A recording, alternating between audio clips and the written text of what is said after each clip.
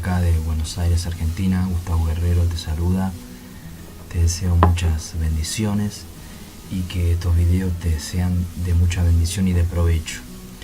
Quería compartirte en este momento uno de los temas que he tocado, que a veces me gusta tocar en distintas partes, un tema, y ya había hablado sobre lo que es predicando el Evangelio, predicando a Jesús, como lo hacía Jesús, predicando el Evangelio como lo hacía Jesús, predicando la palabra de Dios como lo hacía Jesús, como lo hacía también los apóstoles, guiados por el Espíritu Santo.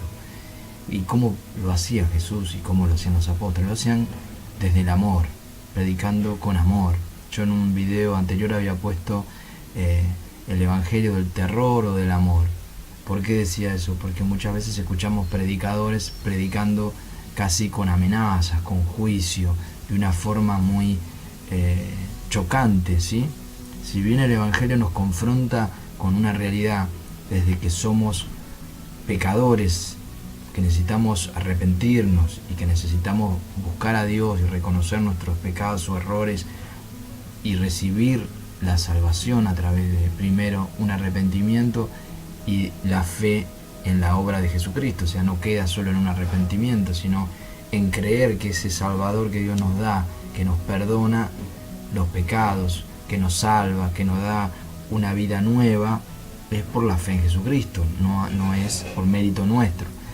Pero pasamos por un proceso que se llama arrepentimiento, que Dios nos pone en el corazón cuando escuchamos el mensaje del Evangelio.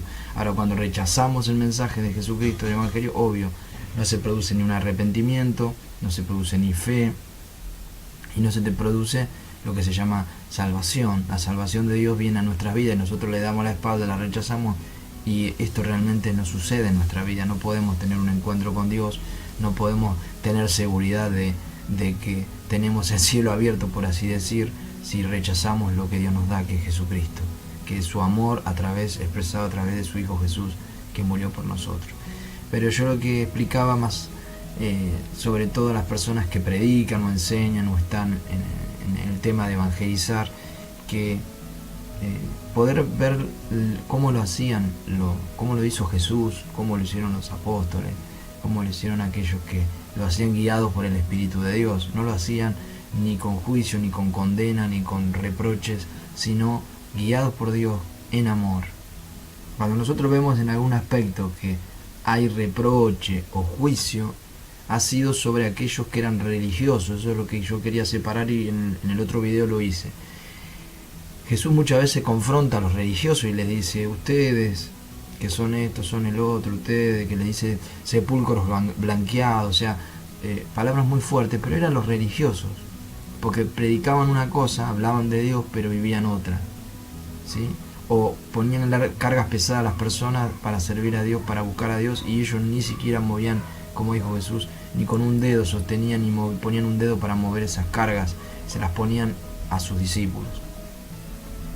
Entonces Jesús, cuando habló de una forma fuerte, o también los apóstoles, fue a los religiosos, aquellos que hablaban de Dios pero hacían otras cosas, aquellos que en vez de predicar y vivir en hechos, en el amor y la misericordia de Dios, hacían mucho mal a la gente que le seguía. Entonces ahí sí, pero cuando Jesús habla a los pecadores o a las personas que necesitan la salvación de Dios, nunca habló con juicio ni reproche, ni siquiera el apóstol Pablo ni los discípulos. Yo te quería leer una porción donde te quiero mostrar la forma y la gracia con la que predicaron, y la forma inteligente y sabia con la que predicaron los apóstoles, ¿sí? O los discípulos de Jesús. Acá está el apóstol Pablo. En un momento, cuando leemos en la Escritura, en el libro de Hechos, capítulo 17, versículo 16, vas a ver que dice que Pablo estaba en la ciudad de Atenas, ¿sí? Estaba de alguna forma evangelizando. Iba de pueblo en pueblo, en algunos lugares los corrían casi para matarlo a Pablo cuando predicaba, entonces él pasaba a otra ciudad, y en este momento estaba en Atenas, y dice que mientras él esperaba en Atenas, porque se tenía que encontrar, creo, si no me equivoco, con otro discípulo del Señor, mientras esperaba en Atenas, dice que él veía alrededor, dice, en su espíritu, del espíritu de Pablo, se enardecía, o sea, se estaba poniendo un poco como exasperado, irritado, podríamos decir, en el espíritu, porque dice que viendo que la ciudad estaba entregada a la idolatría, o sea que veía muchas estatuas y ofrendas que se les hacían a los dioses, a las estatuas que tenían ahí, a los ídolos. Así que viendo que estaba entregada esa ciudad Atenas mucho a la idolatría, él se había puesto como un poquito inquieto, mal, molesto. Y dice que, así que dice que mientras él estaba en Atenas, entraba en la sinagoga, o sea, en los templos que había en ese momento, judíos, y explicaba, llevaba el evangelio, aprovechaba en la plaza, dice que cada día concurría, y en la plaza se daba lugar, como ahora vemos que en algunas plazas también se da lugar para que la gente hable, porque es público. Pablo también trataba de explicar y de hablar del evangelio de Jesucristo y la fe en un solo Dios creador de todos y que nos dio su Hijo por amor. ¿Sí? Entonces dice que algunos filósofos que lo vieron, que andaban por ahí, algunos que les gustaba filosofiar y traer nuevas creencias, lo escuchan a Pablo y lo llaman. Y querían saber, dice, quiero saber qué es toda esta palabrería, le dicen a Pablo, esto que vos estás hablando, ¿sí? Parece que estás predicando de nuevos dioses, le dicen, porque Pablo les estaba predicando el Evangelio de Jesús y de la resurrección. En el versículo 19 dice que tomándole lo trajeron al Areópago, un lugar donde hablaban, como podríamos decir un pequeño altar donde se ponía la persona a hablar, tal vez con un púlpito, y lo traen y le dicen, a ver, podemos saber de qué estás hablando, estas enseñanzas que hablas, y porque traes a nuestros oídos, dice, cosas extrañas, cosas nuevas. Entonces Pablo enseguida aprovecha, como siempre hemos aprovechando, que eso es lo que tenemos que tomar los cristianos, cada oportunidad que se nos da para testificar, aprovecharla, pero bien, ahí está, predicando con amor, con sabiduría, con gracia. Entonces cuando lo ponen a Pablo ahí, Pablo empieza el discurso de esta forma, dice, varones atenienses, en todo observo que sos muy religiosos. Fíjense, inteligente, porque Pablo no los atacó, no les dijo, ustedes son idólatras, adoran un montón de dioses, tienen que creer en la verdad. No. Observó la cualidad, lo bueno que podía sacar de estas personas. ¿Qué les dice? Observo que ustedes son muy religiosos. O sea, que les gusta buscar las cosas espirituales, que dedican sus esculturas, sus cosas para de alguna forma buscar alguna espiritualidad o dedicar a alguien que no conocen para adorar. Entonces Pablo dice que había observado algo, dice, porque pasando, dice, observo que son muy religiosos, porque pasando y mirando vuestro santuario, hallé también un altar en el cual estaba esta inscripción: al Dios no conocido, al que vosotros adoráis, pues sin conocerle, Él es al que yo os anuncio. Dice que entre todos los altares había un altar vacío, como diciendo, acá este altar es para un nuevo Dios que venga o para un Dios que no conocemos. Entonces Pablo dice, yo he visto que entre todos los altares había uno que decía un altar que decía al Dios no conocido. Entonces Pablo aprovechó y dice, agarrándose eso, dice, este Dios no conocido que ustedes pusieron acá, este altar, es el del que yo les voy a hablar ahora, el que ustedes no conocen justamente. Este es el que les anuncio. Y él le dice, este Dios es el Dios que hizo el mundo y todas las cosas que en él hay, siendo Señor del cielo y de la tierra, no habita en templos hechos por manos humanas. Fíjense, contradiciendo lo que ellos de alguna forma hacían, templos y cosas para sus dioses. Él dice, el Dios que hizo el mundo y todas las cosas que en él hay, siendo Señor del cielo y de la tierra, no habita en templos hechos por manos humanas, ni es honrado por manos de hombres, como si necesitase de algo, pues Él es quien da a todos vida, aliento y todas las cosas. Dice, y de una sangre, o sea, de Adán, ha hecho todo el linaje de los hombres para que habiten sobre toda la faz de la tierra, y les ha prefijado el orden de los tiempos y los límites de sus habitaciones, para que busquen a Dios, si en alguna manera palpando puedan hallarle, aunque ciertamente no está lejos de cada uno de nosotros, porque en él vivimos y nos movemos, y somos como algunos de vuestros propios poetas también han dicho, porque linaje suyo somos. Fíjense, usando también poetas que habían en esa época, griegos, ¿no? Utilizó palabras de los mismos poetas, porque linaje suyo somos. Siendo pues linaje de Dios, no debemos pensar que la divinidad sea semejante a oro, o plata, o piedra, escultura, de arte y de imaginación de hombres. Dios, habiendo pasado por alto los tiempos de esta ignorancia, ahora manda a todos los hombres en todo lugar que se arrepientan, por cuanto ha establecido un día en el cual juzgará al mundo con justicia por aquel varón a quien designó, hablando de Jesús, dando fe a todos con haberle levantado de los muertos.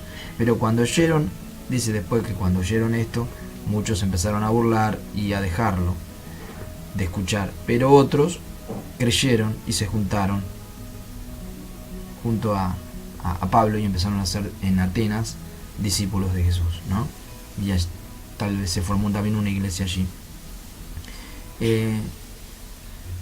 Entonces, yo a lo que apuntaba, fíjense la sabiduría, la gracia, el amor con la que predicó Pablo. Pablo no dijo, esta ciudad llena de idolatría, Dios los va a castigar a todos, van a tener maldiciones porque adoran ídolos o dioses. No, fíjense, Dios no nos manda a hablar así.